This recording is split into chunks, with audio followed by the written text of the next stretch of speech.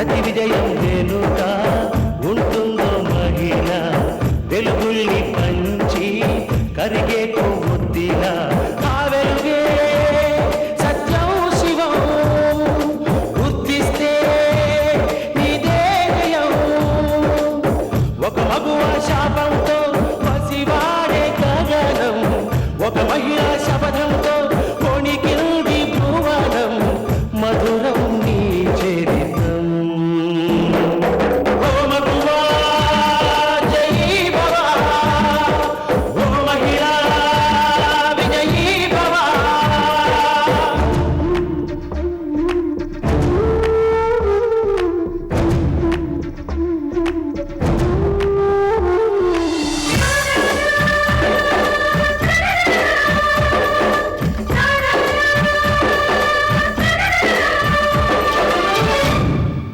ఒట్టి మాటతో ఒక్కనాటికి రాదు రాదు జయము, చిత్తశుద్ధితో చెమట ఊచితే అందదా విజయము. పిడుగురాలిన అడుగు ముందుకు వేయునే ధైర్యము, మనసు చూపిన మార్గ మొదలక సాగని పయనము. అంతులేనిది నీ సహనము, సాటి లేనిది నీ త్యాగము. బతుకు బాటలో ఎన్ని వెతుకులాటలో, మలుపు మలుపున ఎన్ని ఆటుపోటులో, గెలుపే నీ ధ్యేయం. సాహసమే నీ ఆయుధం, సాధించే నీ ఆశయం. సాహసమే నీ ఆయుధం, సాధించే నీ ఆశయం. ఇప్పుడు మీ టాలెంట్ చూపించే టైం వచ్చింది. ఏం చేస్తారో ఏమో, డబ్బు మన చేతికి రావాలి. సీత, నేను చెప్పేది మీ మంచి కోసమేనండి. మీ అమ్మగారు చెప్పినట్టు వినడం కాదు, నేను చెప్పినట్టు వినండి, బాగుపడతారు.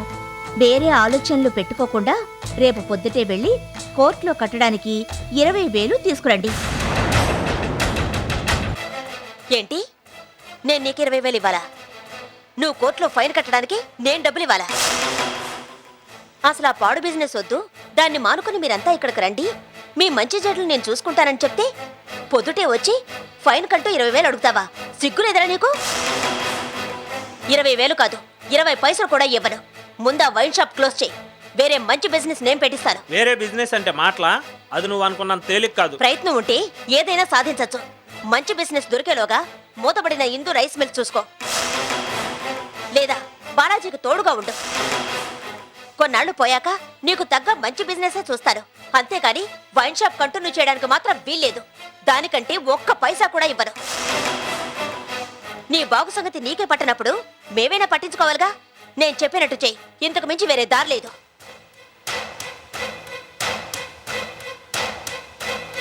మీ అమ్మ చెప్పింది విన్నావుగా, ఇంకా నిలబడ్డావే? వెళ్ళి మీ ఆవిడ్ని, మీ అత్తయ్యని, ఆ పనికి మాలిన బలరాంని ఏం చెయ్యాలో సలహా అడిగిరా.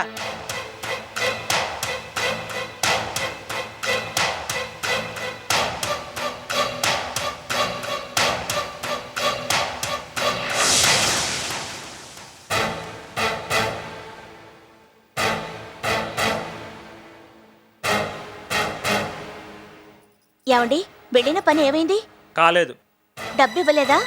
ఏంటిచ్చేది? 20,000 కాదు కదా, 20 పైసలు కూడా ఇవ్వనంది. తాగుబోతోడికి తాగుడు బిజినెస్ దేనికి?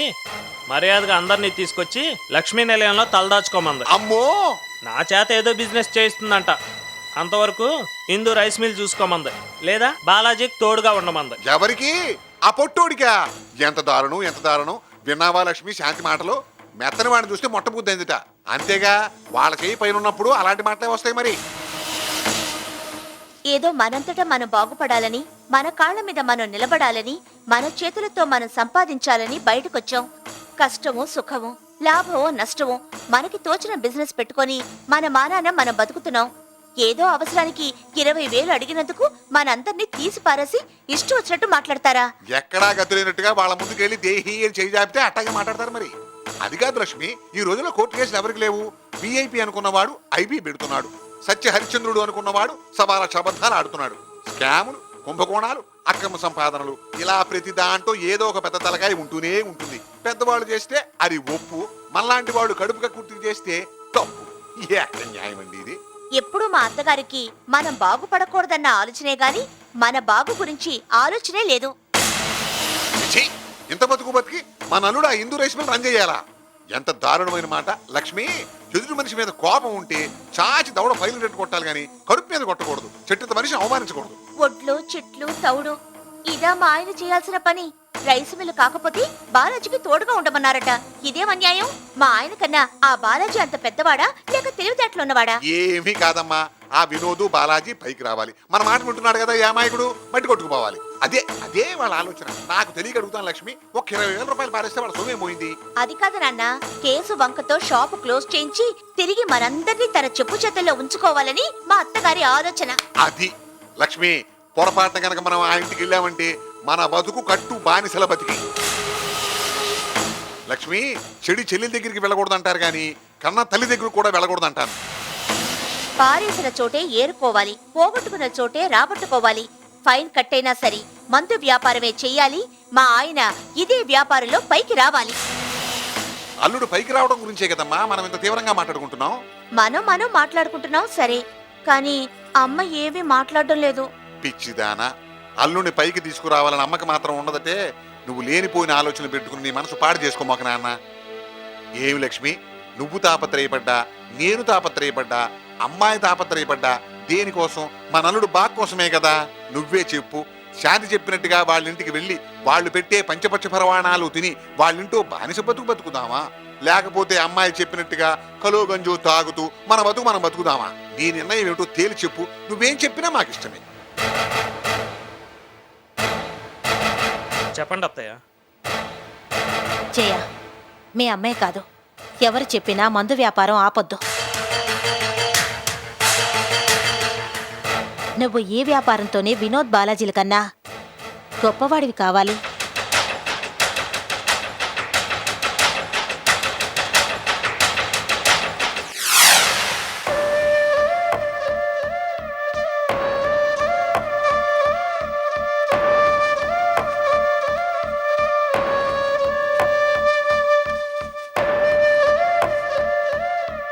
శాంతి, ఏమిటలా ఉన్నావు?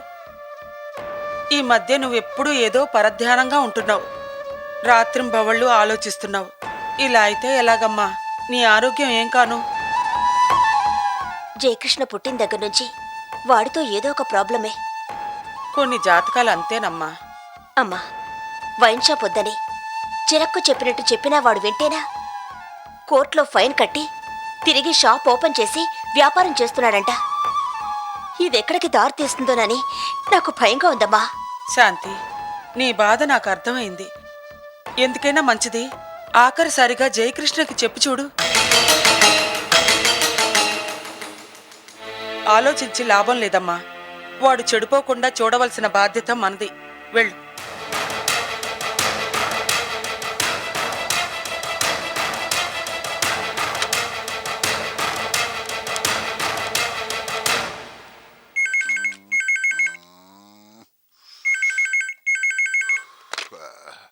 హలో, జిల్ దిల్ వైన్స్ మండపాక బలరాం హియా.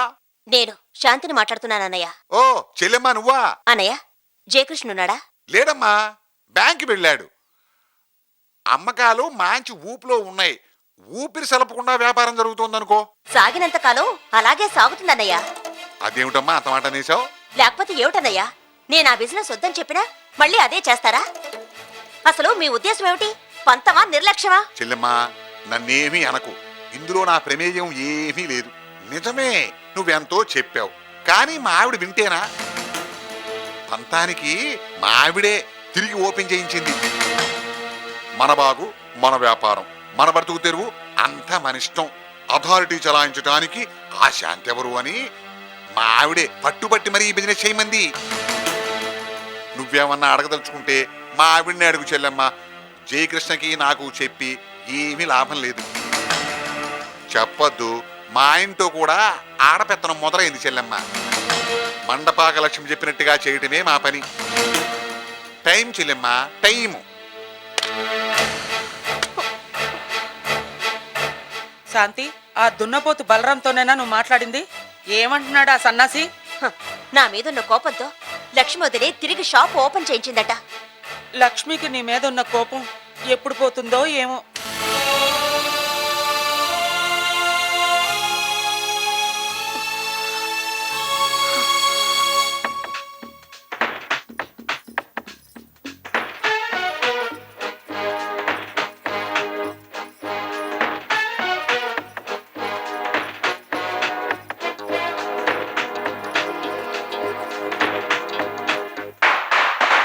ఎక్కడున్నావమ్మా ఓ ప్రియతమా, ఏది అనుకోనమ్మా ఈ చిరునామా.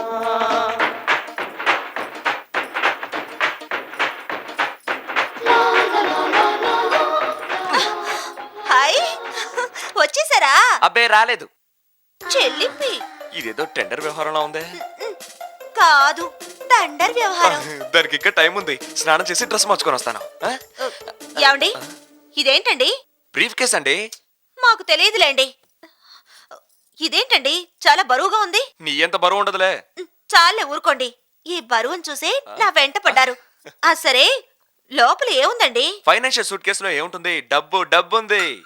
డబ్బా? ఆ, ఎంతుందేమిటి? 10 లక్షలు ఉంది. 10 లక్షలే?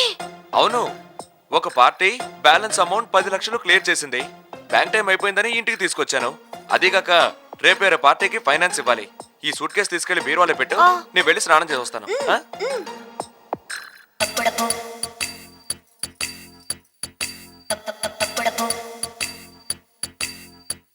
టింగ్ టింగ్ టింగ్ టింగ్ టింగ్ టింగ్ టింగ్ టింగ్ టింగ్. మా ఆయన బాత్రూమ్ నుంచి వచ్చేసరికి ఈ 10 లక్షలు జగన్ గారికి కొడితే ఎలా ఉంటుంది? కళ్యాణ మండపం ఈ మాలిదవుతుంది. మాలిని కళ్యాణ మండపం. చిక్ చిక్ చిక్ చిక్. మాలిని కళ్యాణ మండపం. మాలిని కళ్యాణ మండపం.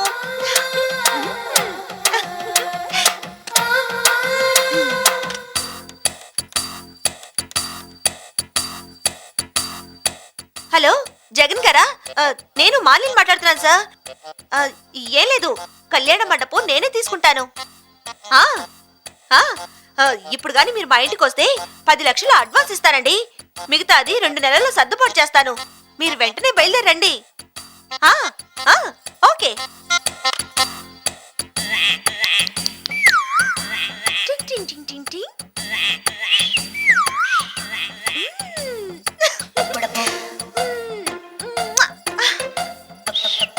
మాలిని కళ్యాణ మండపం.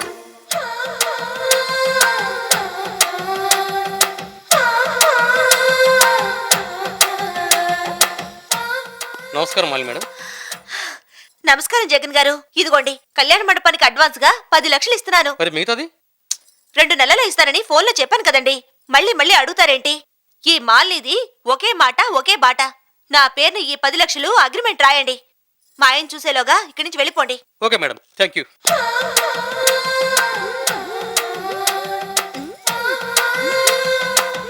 అయ్యో, నా 10 లక్షల సూట్ కేసు ఆయనకిచ్చి పంపించేసావంటే? కళ్యాణ మండపానికి అడ్వాన్స్ గా ఇచ్చాను. కొంప ముంచావు కదటే. ముందా టవల్ సరిగ్గా చూసుకోండి, జారిపోయేటట్టుంది. జారిపోతే జారిపోని. 10 లక్షల కన్నా నాకు ఈ టవల్ ముఖ్యం కాదు. జగన్ గారు, జగన్ గారు. ఎక్కడికి పరిగెడుతున్నారు? అయ్యో, ఆ 10 లక్షలు రేపు పార్టీకి ఇవ్వాలే. మీరు పార్టీకి ఇచ్చుకుంటారో మానుకుంటారో నాకు అనవసరం. కళ్యాణ మండపానికి అడ్వాన్స్ గా ఇచ్చేశాను. కళ్యాణ మండపం మనకు వద్దన్నానుగా. నా పేరున కావాలన్నానా? ఈ 10 లక్షలు పోను, మిగతాది 2-3 నెలలు రెడీ చేయండి. అలా అని జగన్ గారికి కమిట్ అయ్యాను. లేదంటే మిమ్మల్ని ఒంటరిగా వదిలేసి నేను మా పుట్టింటికి వెళ్ళిపోతాను.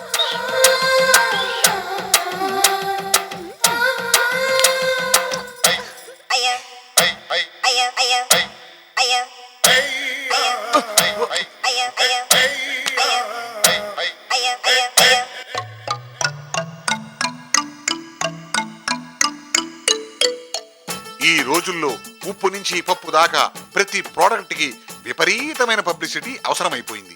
ప్రోడక్ట్ మార్కెట్లోకి వెళ్ళాలి అంటే పబ్లిసిటీకి కోట్లలో ఖర్చు అవుతోంది. పోటీయా పెరిగిపోయింది.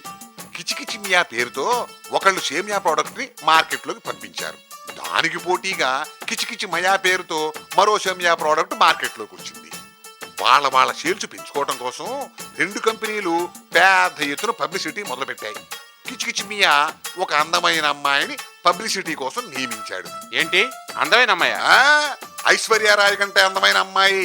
కిచికిచి మయాగాడు దానికి పోటీగా ఇంకా అంతకన్నా అందమైన అమ్మాయిని మార్కెట్ లో పరిచయం. అంతకన్నా అందమైన అమ్మాయి ఎక్కడ దొరుకుతుందయ్యా? దొరికిందయ్యా. ఈ మధ్య కొత్త సినిమాలు చూడలేదా నువ్వు?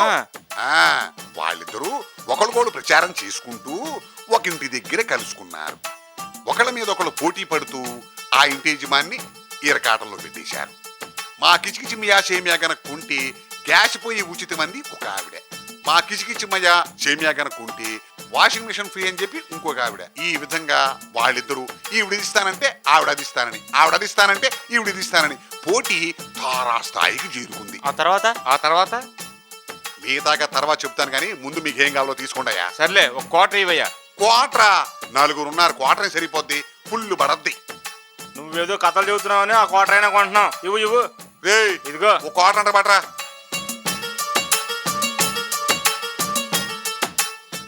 నడు. అల్లుడు ఇదిగో బోణి కొట్టుకో. క్వార్టర్ అమ్మటానికి ఇంత ఖర్చు చెప్పాల్సి వచ్చింది.